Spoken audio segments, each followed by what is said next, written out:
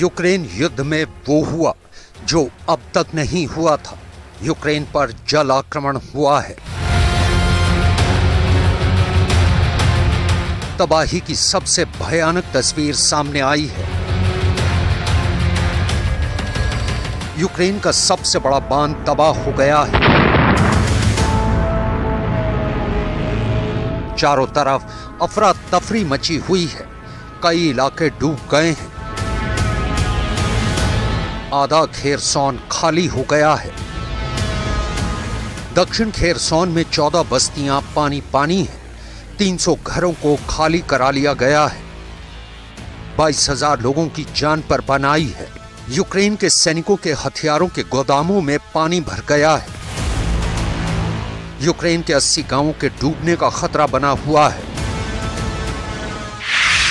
बांध कैसे टूटा, किसने तोड़ा, किसने हमला किया, कैसे हमला हुआ, इन सवालों को लेकर यूक्रेन और रूस के अलग अलग दावे हैं। रूस और यूक्रेन ने एक दूसरे पर हमले के आरोप लगाए हैं, लेकिन सबसे बड़ा सच जो सामने आया है उसके मुताबिक दनीप्रो नदी का पानी अब ज़ेलेंस्की की हार की कहानी लिखने वाला है। ज़ेलेंस्की के कैंप में इमरजेंसी मीटिंग का दौर जारी है। सैलाब बम से निपटने की रणनीति बनाई जा रही है, क्योंकि बाढ़ का पानी सैनिकों के कैंप को बहा ले जाने पर आमादा है। दावा तो यहाँ तक किया जा रहा है कि इस सैलाब से रूस को वो मिल सकता है जो मिसाइल हमलों से नहीं मिला। इस बाढ़ बम से वो हासिल होगा जो टैंक के गोलों से नहीं मिला। बाढ़ से बेतहाशा निकला पानी ज़ेलेंस्की के जीत के सपने पर पानी फेर सकता है। यूक्रेन पर सैलाब सितम से पुतिन के हाफ मून वाला टारगेट पूरा हो सकता है।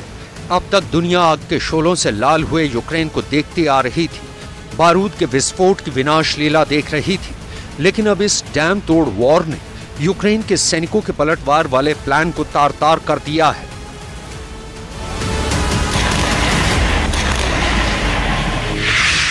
दक्षिणी यूक्रेन में दनीप्रो नदी के एक तरफ रूस की सेना का कब्जा है, दूसरी ओर यूक्रेन की सेना मोर्चा बनाकर डटी हुई है। इसी दनीप्रो नदी पर यूक्रेन का सबसे बड़ा कखोवका डैम था। कखोवका डैम पर ही Kakhovka hydro electric power plant था। बांध के टूटने से हाइड्रो इलेक्ट्रिक पावर प्लांट भी तबाह हो गया है। दक्षिणी यूक्रेन के युद्ध क्षेत्र में बाढ़ आ गई है।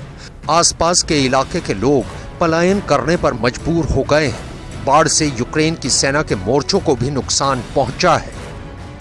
यूक्रेन ने आरोप लगाया है कि रूस के हमले में दनीप्रो नदी पर बना नोवा कहोका डैम तबाह हो गया, लेकिन रूस ने इस हमले से इनकार करते हुए यूक्रेन पर ही हमले का आरोप लगाया है। रूस का कहना है कि ये काम यूक्रेन का है। Розуміємо, що цей інцидент – це реагування ворога на дії сил оборони.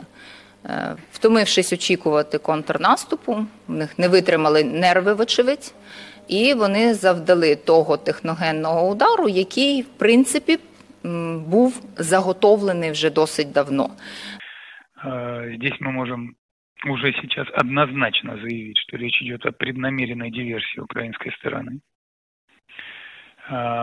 Эта диверсия потенциально может повлечь очень тяжелые последствия.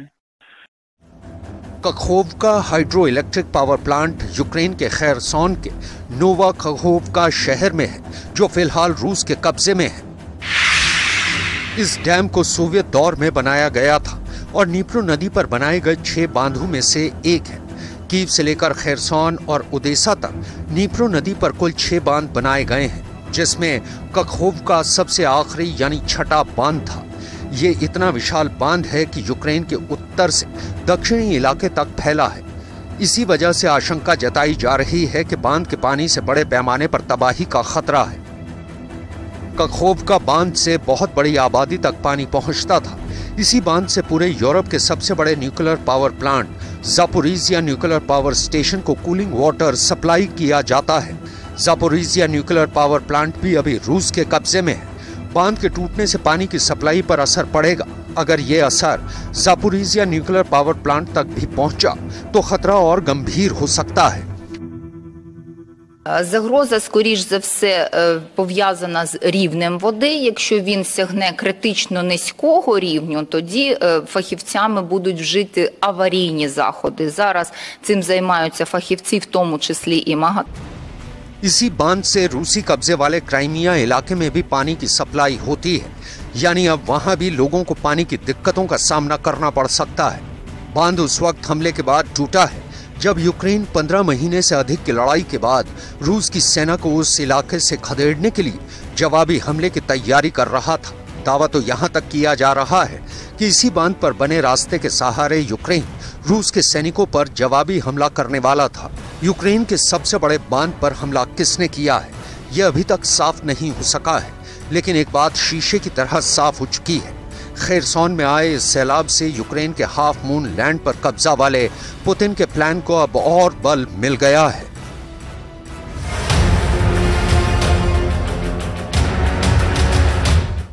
सवाल है, यूक्रेन के आधे चांद पर पुतिन की नजर क्यों है? जमीन का ये कैसा टुकड़ा है जो पुतिन के लिए चांद बन गया है? ऐसा चांद जिसे हासिल करना पुतिन का सबसे बड़ा मिशन बना हुआ है।